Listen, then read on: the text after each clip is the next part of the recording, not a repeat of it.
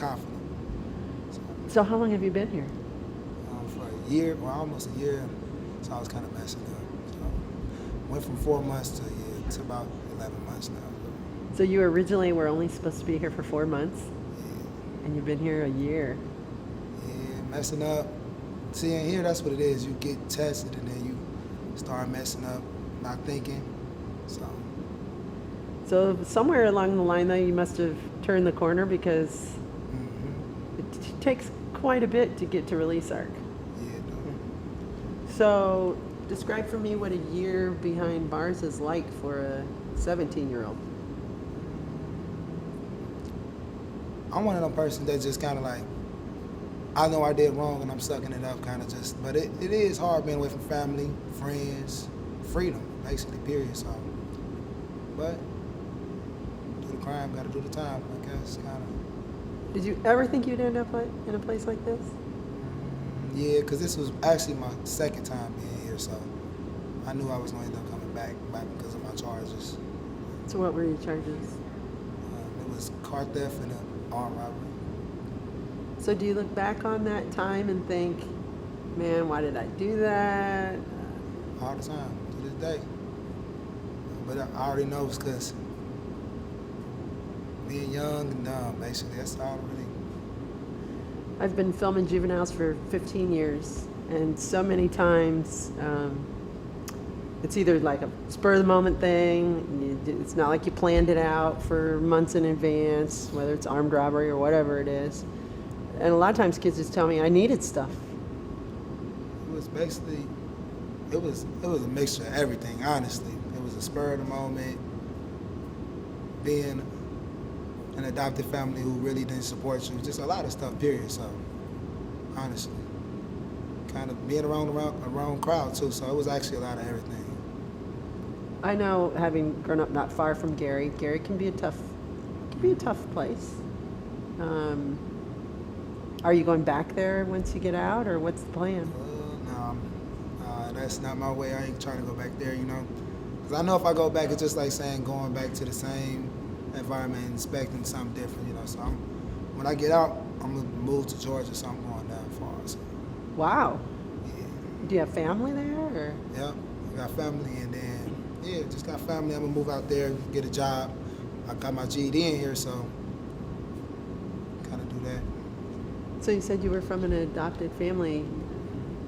Kind of, do you remember much about your childhood, or were you moved around a lot, or? Yeah, we moved around a lot. I lost my mother when I was 14. Then I lost my father when I was 7. So when I was but he had went to, he was doing the sentence from when I was from 5, and I got took out of my family because my mother was on drugs at the time. So, yeah. That's a lot for a young kid to go through. Yeah, I ended up with my auntie and my uncle, and they ended up not being able to support me. They gave me to the state. So they turned you over to the custody of the state, so the child welfare system then picked up. And I ended up. That had to have been really hard. Yeah, I think I don't never try to blame nothing on nobody or anything, but I think a lot of stuff I went through was a role in my life, but I think I could have did things to make it better, but instead I dragged it down with it. So. Did you start to get to a point where you just felt like, well, why should I even try? I mean, my family's gone. Yeah. I'm in a place that I don't even really know. I don't know these people. Yeah, I did that a lot. I ain't gonna lie, I felt just like basically what you said. Like I don't even know them. They don't know me. Basically, I know they don't love me. I don't love them. So. Because you were old enough. It wasn't like you were 2 years old. Yeah, so. I mean, I have a 16-year-old son, so I get what it's like to be that age. And is there anything about prison that's helped you? Yeah, being able to sit here, just it make you think. Like it make you really brainstorm about stuff. So during this time, it's a bad place to be at, but it's a good place to get your mind right, basically. So. Are you afraid to get out at all? Are you? Nah, but I'm real cautious of how the way I do things, and when I'm gonna say to get out, no, I'm not afraid at all. I'm ready to leave. A year's a long time. And not including the juvenile time that I did. So it was kind of like 14, 15 months. So what's the first thing you think you want to do once you leave? First thing, I don't really go off that. I know I'm gonna go get something to eat like everybody else who's gonna do when they leave, get some real food. I don't know, I might just try to go to a buffet like Golden Corral or something. Sit there, chill with my sister. Get back to Gary because I'll probably be there for a little while until the weekend so I get my plane ticket and head off. See the rest of my family for the night, chill with my girl, I guess, kind of. Got a girlfriend? Yeah. And she waited for you all this time? She did. I hope she did. Way to be a downer, Karen. Jeez. They have a cotton candy maker and a Golden Corral. You can make your own cotton candy. And the chocolate fountain. I heard about the chocolate fountain. Oh, yeah. Locked up, so. That's something to look forward to.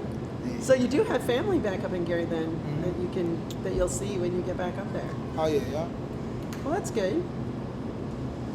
Can you do me a favor and just describe to me, like Karen said before, we're going to use this to hopefully speak to other young men about, maybe reasons to not end up in here.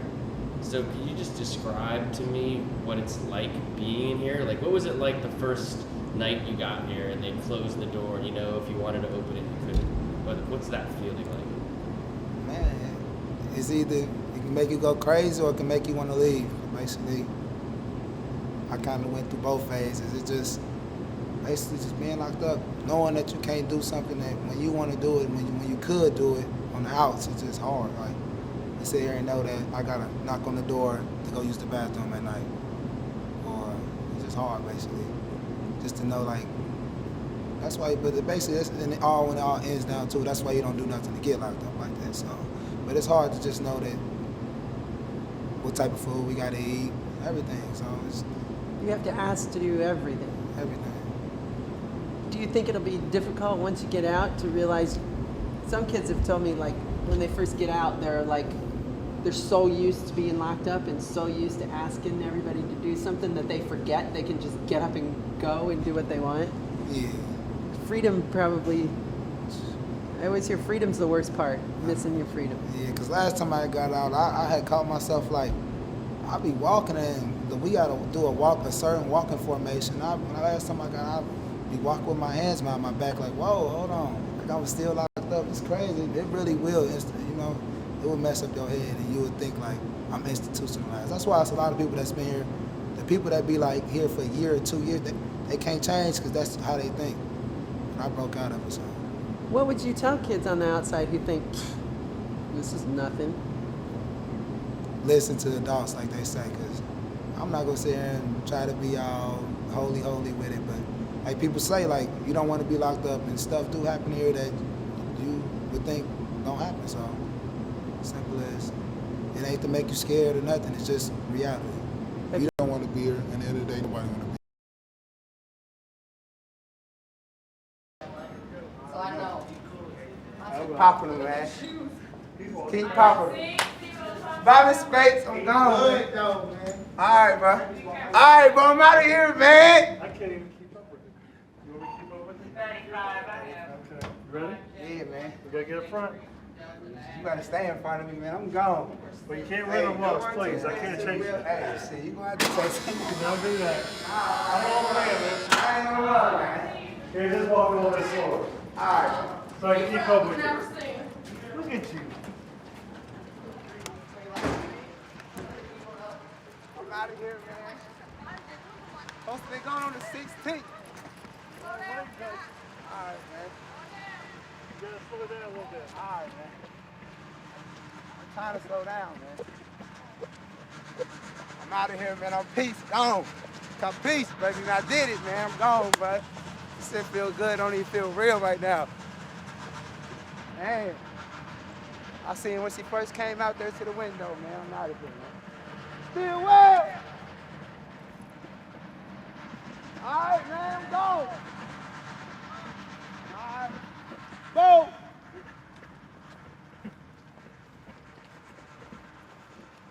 All right, bro. Huh? Which one? This one? I'm going straight out these dope, man.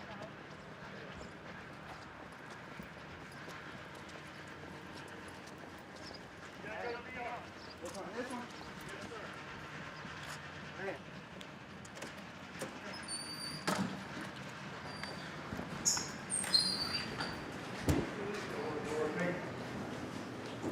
All right, man, we going.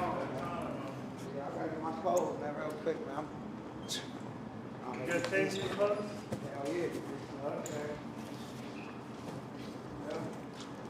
That was, and I appreciate everything you did for me, man. You know, you're my counselor, but I appreciate it, bro, for real. Here we go. You did a lot of stuff for me like you was my counselor, but I appreciate it. Take it.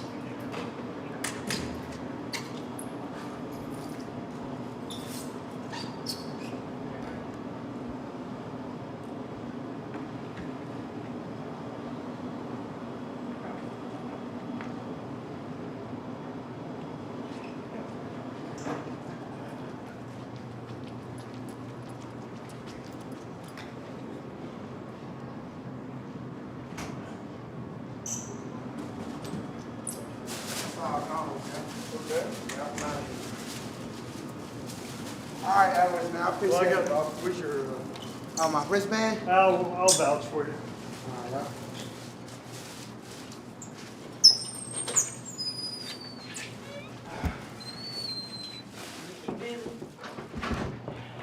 Ah, Hey, my Miss Williams, I see you. Thank you. I Miss take Walker. care. Yeah. oh, she's getting paperwork. Yeah. I just gave it to her about 15 minutes ago. Yeah.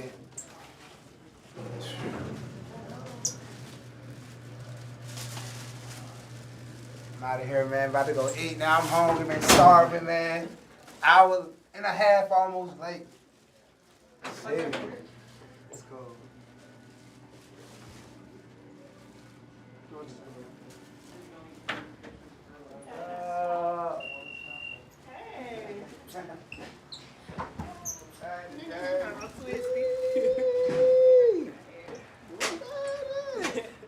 What's up, man?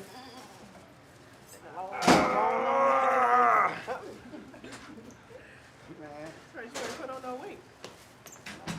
250 this, man. Too big. So you said you want to be a registered nurse? Is that what you're telling Be her? an RN. Or she was talking about that too. Nah. We're not talking about that. You sure did. You said he was good. Matter of fact, I do remember him saying that. I said that. But he was After like you his age. Yeah, he was like his age. But he said he wanted to do it for real too, though. He's like, so he's basically saying the same thing I said. They want more male nurses. Basically the same opinion. I was like, then it's easy. Not easy, but it's for him to. So that's what you're going to study with It's right here. when you put your all class, in there. put your GED? No, They sent oh, me your my report is right card. there. Nah, I ain't got no report card somewhere. No, they sent Who's the legal guardian? Okay. Ma'am, I need for you to sign right there, please. Oh. Man. Y'all in here. I got a couple places. Okay. This is like a transport order that you're taking, but you can just sign right there. Feels good today. Which one? Right there, yeah, the first Huh? one. Right here. Yes, ma'am. And put your, my guardian or mother or. This is your GD. Yeah, man. Hey, now. Yep. I think it was a transcript that you sent me. They sent you a report card because I've been here long enough to get a report card too. It's just that I dropped, not out of school, but I And took you the test put your instead. sign right there. This morning. Yeah. That's me. You go Weeds right and stuff. there, sign. Okay. And Scott? Yeah. Oh wait, I need for you to sign right here too. That's right here. That's what it's all about right here. See that? That's your script right there. What is that? Yeah. There's That just GED that. thing right there. Passed everyone first Right time. there This is, for a check. I think you have another envelope too. Let me make sure before you leave. Where looks like that? I see more money in there too. yeah, mine. Is there another little envelope? I think he had 2 of them. Hey, look, man, I don't care. Nah, it's like This your counsel? 30. This your counsel? Yeah, listen, my hair. When you talk on the phone. Hey, how are you? There's not no Yeah. money. I thought you had 2. Okay. How you doing? That's it. I'm Shannon. I'm the oldest. Okay, well, I need the paperwork. Oh, it's my own, my fault. Yeah. I want that. So I need that, It's right here. and I need that. This is a certificate, ain't it? That's for you, yes. It's not for Yes, sir. Thank you. Has he been cleared for medication?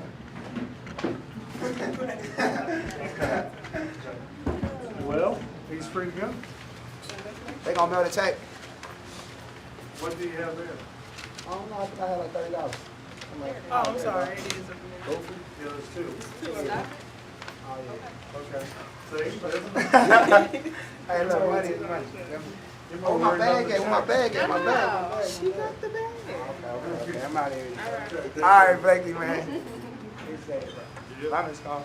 Okay. Take it easy. You ever coming back again? Man, I ain't coming back. Y'all go ahead, just camera bye-bye. Akeem, you have her card, right? You have her card, right? Wait. Thank you. Hey, man, you should have held it up. Well, we don't know for you. You haven't got the star status. Right. And I've got your number. Yeah, I'm serious about that too. Thank you, Miss Karen. Yeah, I'm gonna put her number for Thank you you. too. I appreciate Thank you, it. Karen. All right, guys, we're going to be in touch. Okay. Bye. Bye. All right, man, I'm gone. You ain't gonna never see me again. It's my sisters, you feel me? They fine. I love y'all, man.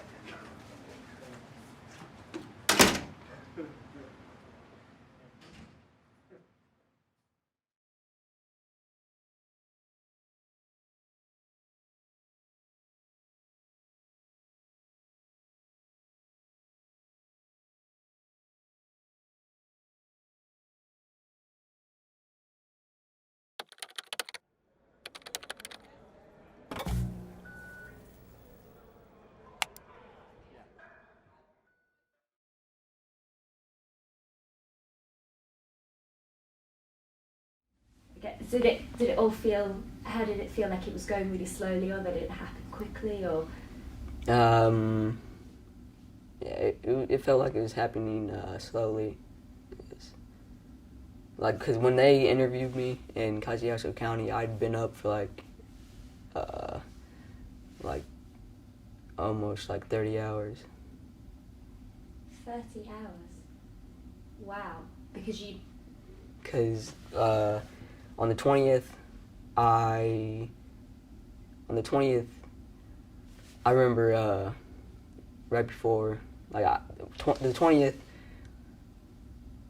I woke up, I remember taking a nap, and I woke up at around 5 o'clock, and I hadn't slept until then, and they interviewed me on the 22nd. Whoa. Yeah, I hadn't slept then, since then. Wow. So you're pretty spaced out. Yeah. Gosh. Yeah, I've seen a little bit of that video. You probably never had chat. Did they show it in the court, the first court hearing? No. Have you ever seen it? Right. Yeah. It's amazing how much you've changed. You've doubled in size, haven't you, the last few years? I think you're going to be about 6'5" or something. No, I do, because I've got a brother who's 6'7", even though I've got 3 brothers, and even though I'm tiny, they're all huge. And when he was your age, he was about your size, and I think you're going to go whoosh. Yeah. So when you sort of had that interview with your mum there, what did you think was going to happen next? I really didn't know.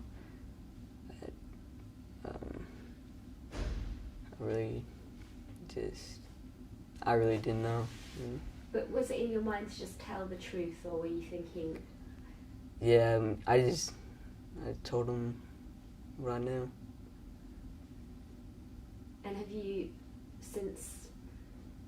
ever regretted that, or have you? No, I don't regret it. I mean, Yeah. Because I saw I saw in that your mother said you're brought up to tell the truth to the police or whatever. So if they're asking you what happened, then you tell them the truth, right? And did you feel like the police treated you, you know, given the circumstances, how did you feel they treated you? Like, they treated me, I think they treated me well. I mean, I don't think I was mistreated or anything. Yeah. And the detective kind of seemed to ask. Was there anything that you sort of felt they didn't ask you that you wish you could have said, or? I really don't remember like much about like what they were asking me, so I really couldn't tell. Mm. Yeah. And then for the next few days, was it you were where were you taken to then? After that, where were you held? After my interview around like 9 o'clock, they took me to Pearson Woods Academy, which is a juvenile, and I was there for a week. So you weren't in the county jail?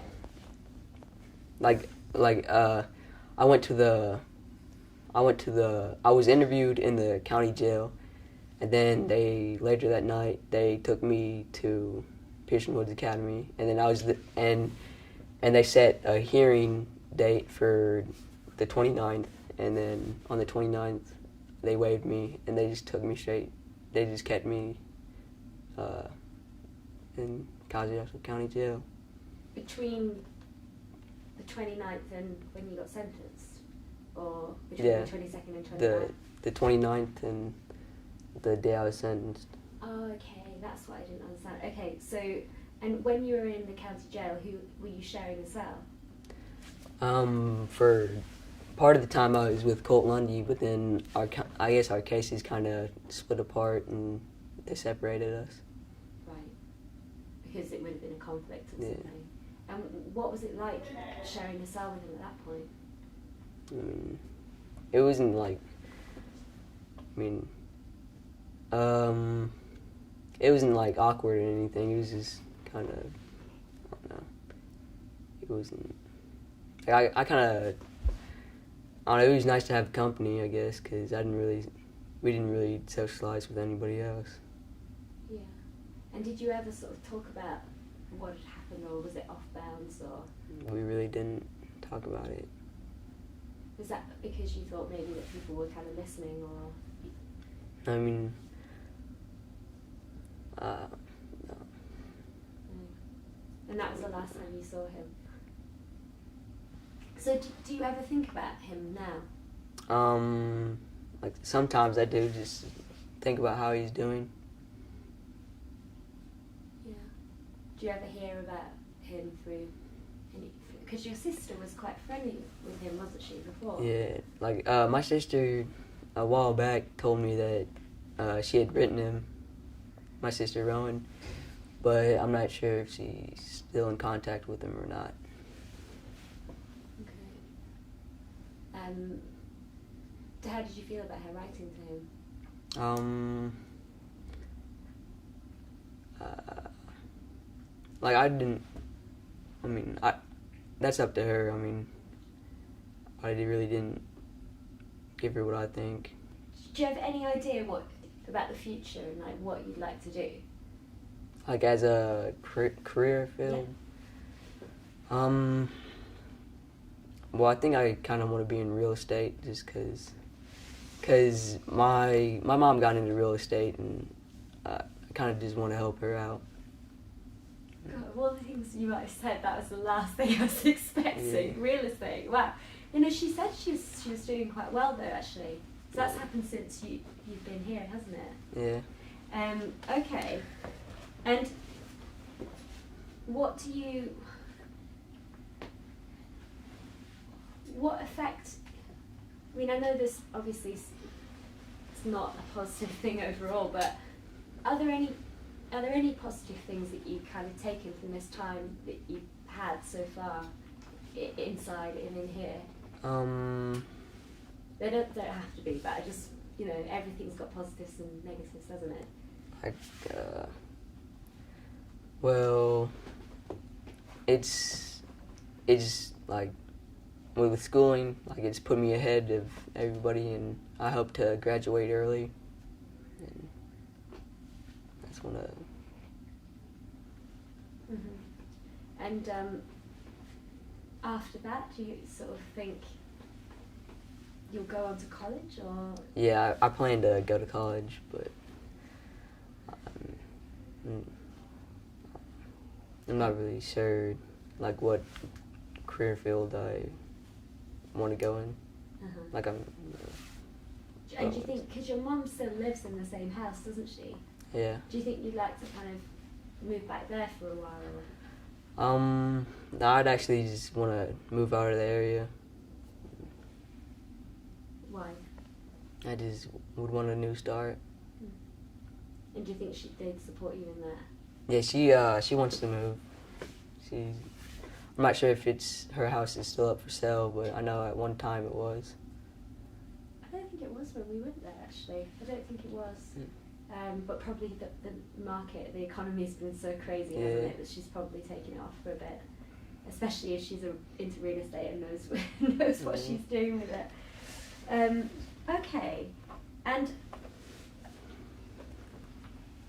obviously, your mum, can you explain kind of how often your mum comes to visit? She comes on Thursdays and Sundays. So twice a week? Yeah. And how long does it take her to get here? I think like 2.5 hours. Okay. And what about your dad? Does he come? Well, he works out of state, so I mean, when he's around, he'll make it, but it's more difficult for him, I guess, isn't it?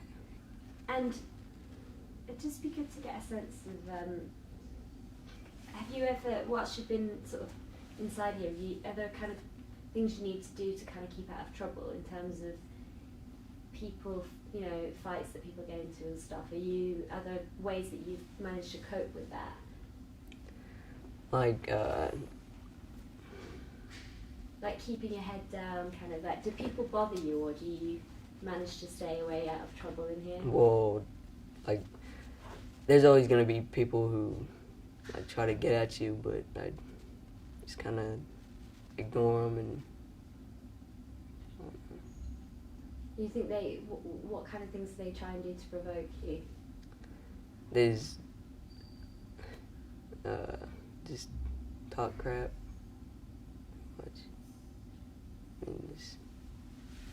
Okay. Would you describe a typical day, like what your kind of timetable is? Because it's quite, as I said, it's quite busy, and I sort of feel like.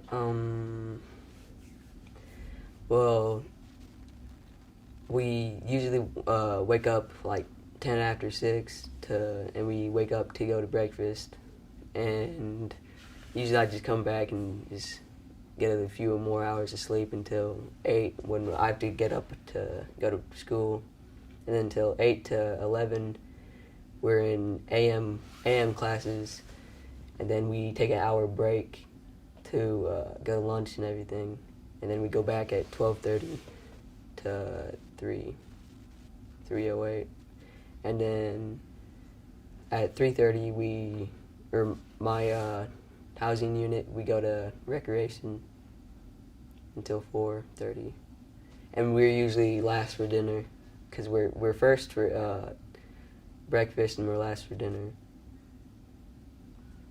Seems like you're waiting the longest between your meals. Yeah. Okay. And is that sort of you with the same people all the time, or do you kind of interact with all the different units? Yeah, like usually the only time I interact with other units, it's during school, because everybody's together during school. And what are the different units? Can you explain them? Well, there's the C units, which is the sex offenders, and D complex, or the D units, they're the regular general population units, and E complex, which is the E units, they're like the special programs. Like we have the plus unit, which is like you could either do character-based program or religious-based, and then there's the Boy Scouts, that's E13, and then we have the military units. Would you ever like to move into any of those other units if you could? Like E-complex, I don't know. Yeah, maybe. I'd like to go to E13, the Boy Scout unit, because they have a new counselor, and I really like him. It's interesting. What you were telling me earlier about teachers is interesting. Can you describe like how a teacher gets, you know, how they're perceived and how they get kind of respect from people?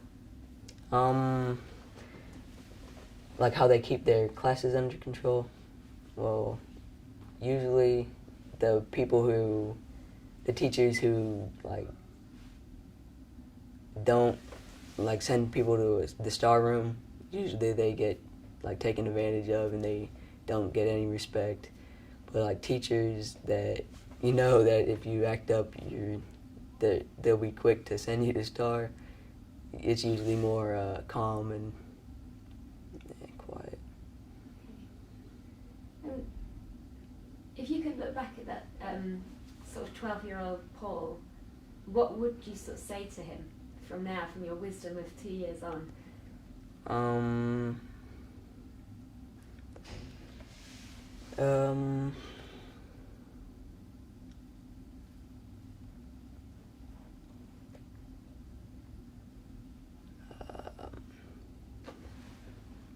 Just I'm not really sure what I'd say to him. In what ways, other than you said about impulsivity, but do you feel more mature now than you did then? Yeah, most definitely. In what ways do you feel more mature?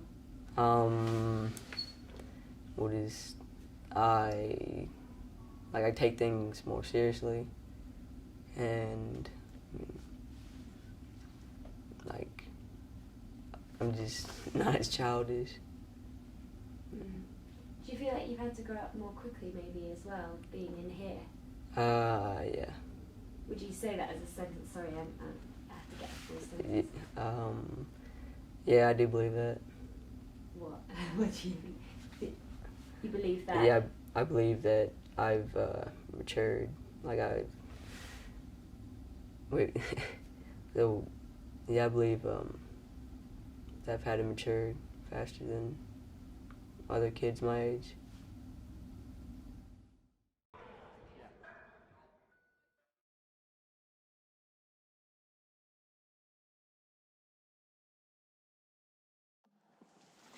Good morning. These proceedings are held in a cause entitled Paul Henry Gingerich against the state of Indiana, an appeal from the Kosciuszko Circuit Court.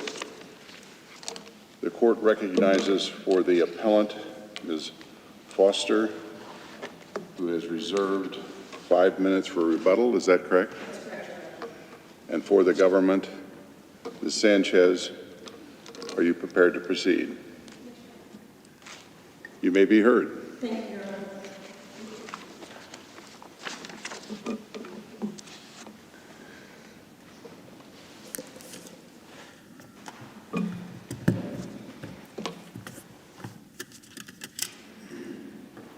May it please the court.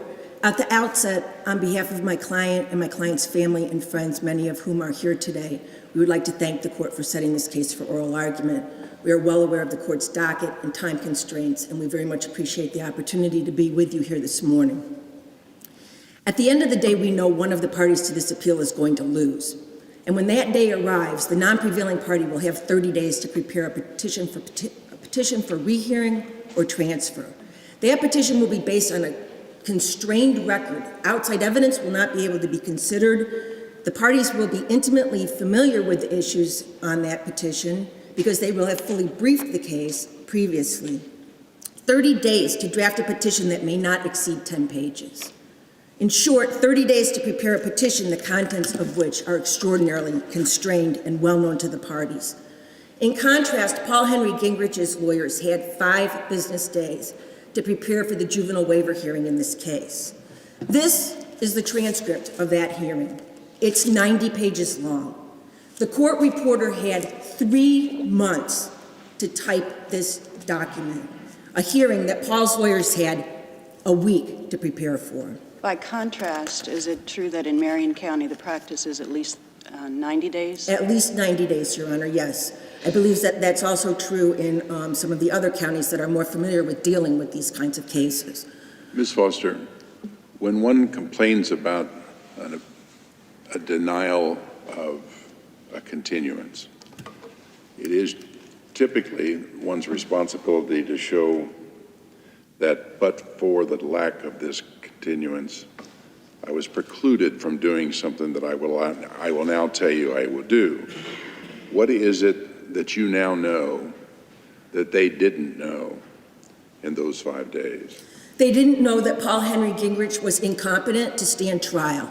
At the sentencing hearing, a report... And where does the record show that unerringly he has been determined to have been incompetent? I believe that the second report from Dr. Ross unerringly shows that. Admittedly, he does not use the word incompetent. It is our position that he doesn't use that word because he's more of an old school expert, if you will.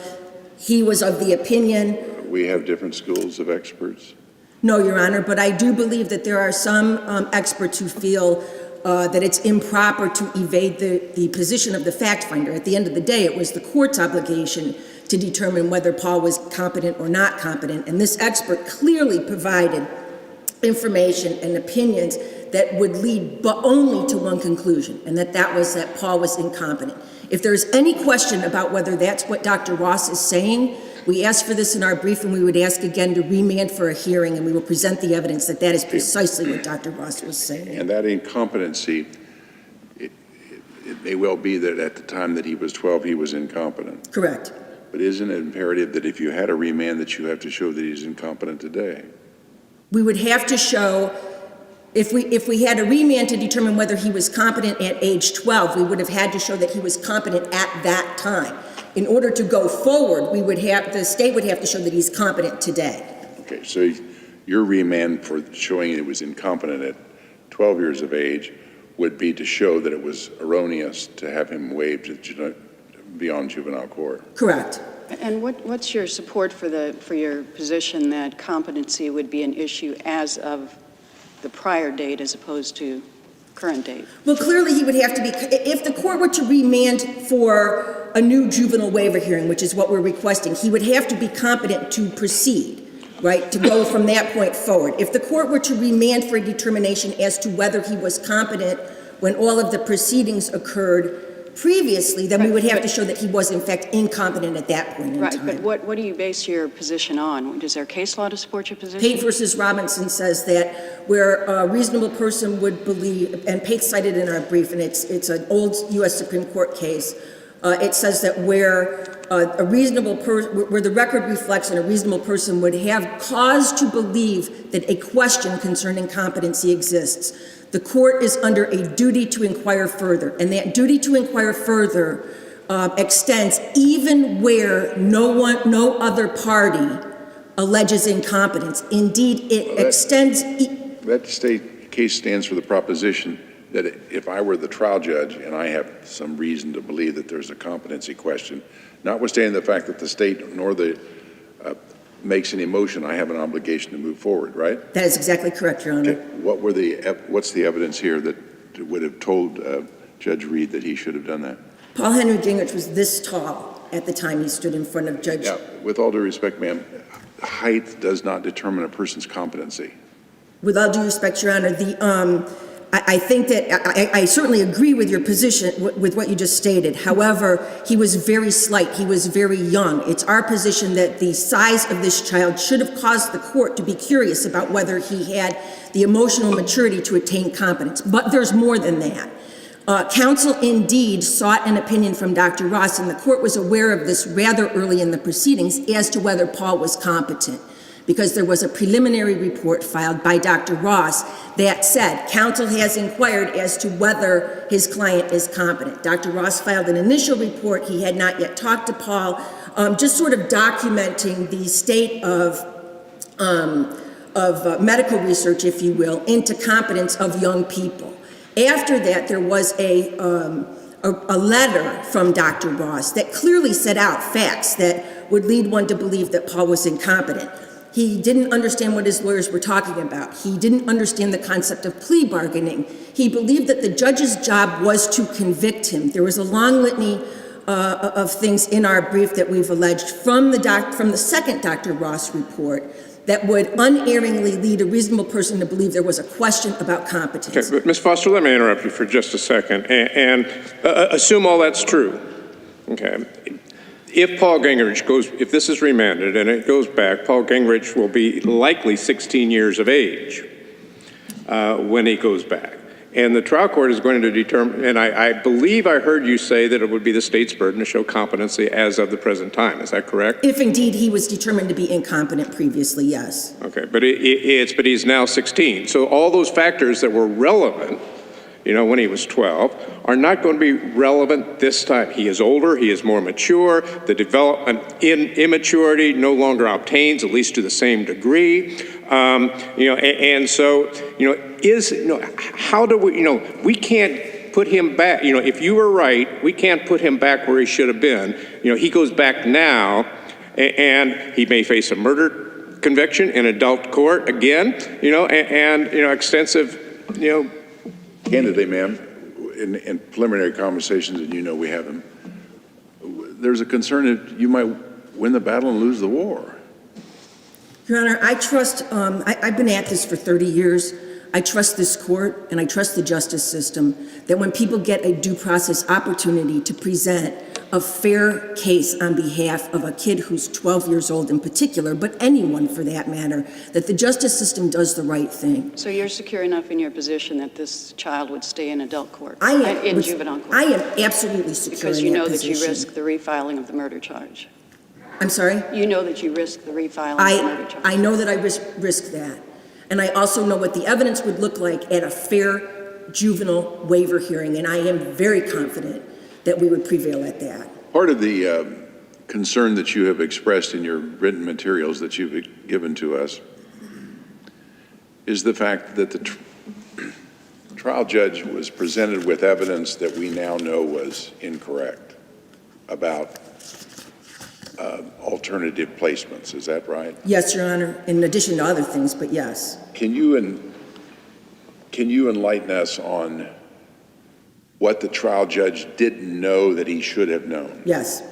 And if I can address that question by telling you what the court found that appears to be based on the false testimony of probation officer Babcock, and then I would like to tell you what the actual truth is. So the court found that a juvenile cannot be placed in a juvenile correctional facility after age 18. The court was concerned that left the court without a threat to further the child's rehabilitation. We know from statute, that's the court's finding. It's very similar to the false testimony presented by Officer Babcock. We know in 1113-6-4, the Department of Correction can hold a juvenile for any time that it deems appropriate up until and including age 21.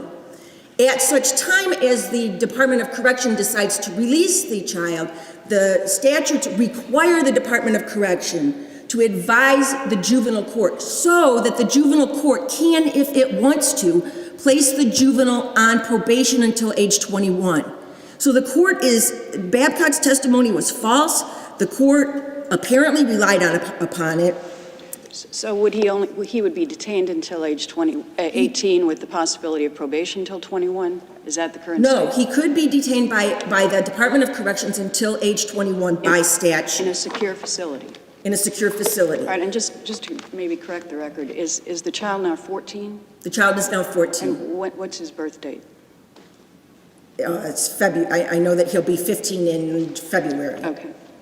Furthermore, the court found that, quote, our laws really do not afford an effective rehabilitation when a child is charged with an act of murder. It appears in the context of that statement in the court's rationale for waiving the child to adult court, that what the court was talking about is there's no secure facilities that will treat a child who's accused of murder. Babcock had testified that there, in fact, were 0 facilities in the state of Indiana who would take a child charged with homicide. He admitted Paul would be a terrific candidate for a juvenile facility, but for the fact that there were no facilities to take him. What was the cross-examination that took place by Gingrich's counsel at that time to correct the false testimony?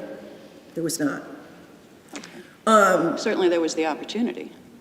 Well, there was the opportunity in that the court did look at counsel and say, do you have any cross-examination? It would be our position that given, 5 days to prepare, I would imagine that the lawyers were pretty overwhelmed. I don't know that, but I would be overwhelmed if I were in their place. What did cross-examination consist of? We have no questions. I see.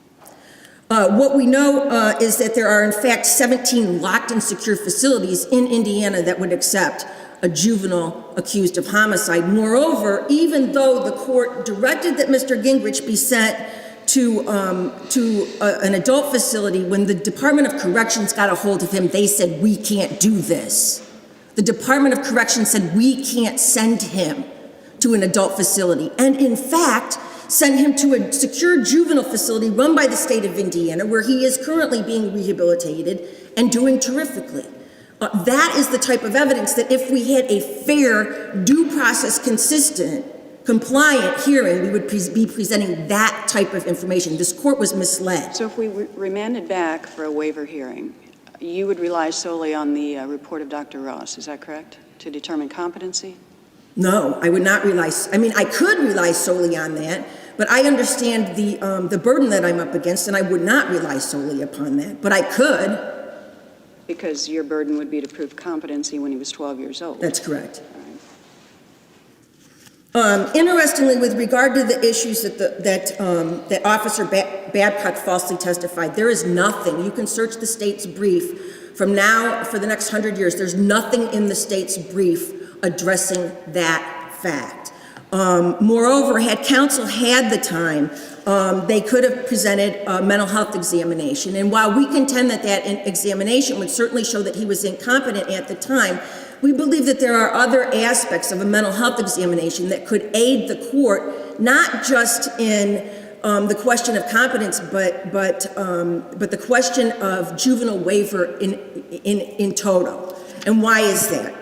Because we would be presenting evidence regarding juvenile brain development, which is consistent it's consistent, and there's a lot of it in the medical community, that the juvenile brain, those portions of the brain that dictate impulsivity and judgment develop last. This is what you would have told Judge Reed had you had the opportunity. That is correct. Okay. So what else? Did the judge make any mistake other than believe what he was told?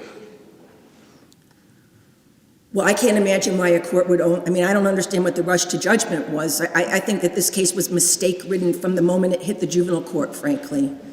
I don't understand why you would only give a 12-year-old. I mean, we believe that he's the youngest child ever waived to adult court in Indiana. Why would you only give 1 week? I mean, that's the first mistake. And yet the statute allows for waiver of 10-year-olds.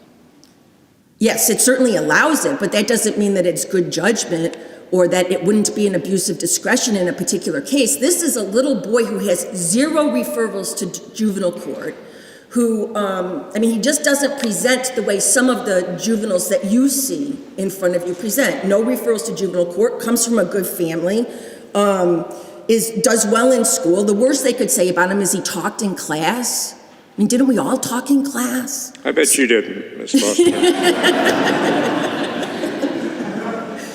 You know me too well. I see that my time is up, so Thank if you, there are ma'am. no further questions, thank you.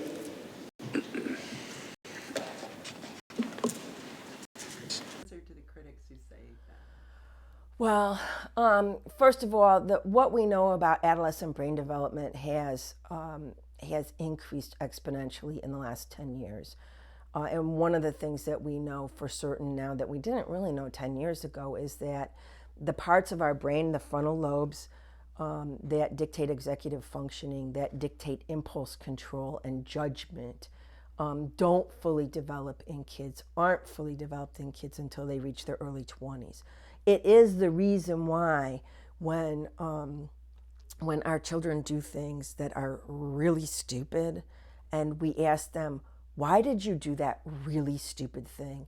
And they sit there with a blank look on their face. Smart kids sit there with a blank look on their face. It's because their brains, those areas of their brains that dictate impulsivity, that dictate good judgment, aren't developed. So even a smart kid doesn't know why he does stupid things. Having said that, I would also say that one of the things I always acknowledge is, yeah, these crimes are bad and they're tragic and someone has lost their life. And if locking the kid up in an adult facility could bring back the person, then maybe I would be more inclined to say that's a good idea. But it's not a good idea because it can't bring the person back. As tragic as the crimes frequently are, can't bring them back. And what sending these kids to adult prison does is it hardens them and it teaches them ways of criminality that many of them were not predisposed to when they were juveniles. And so if we take a different tact, if we say we're going to work to rehabilitate this person and ultimately return them to society, we've got a much better shot at creating a productive member of society than we do if we send them to prison. Because ultimately they're going to be released. And what kind of person do you want out there when the prison gates eventually swing open? You want a 45-year-old who's been hanging with criminals since the time he was 12 years old? Or do you want a person who has seriously looked inward? I mean, these programs that they're running in the juvenile institutions are really fabulous. Or do you want a person that's looked inward and really worked on what caused them to be in that place at that time where they could commit admittedly terrible crimes? To me, it's a no-brainer.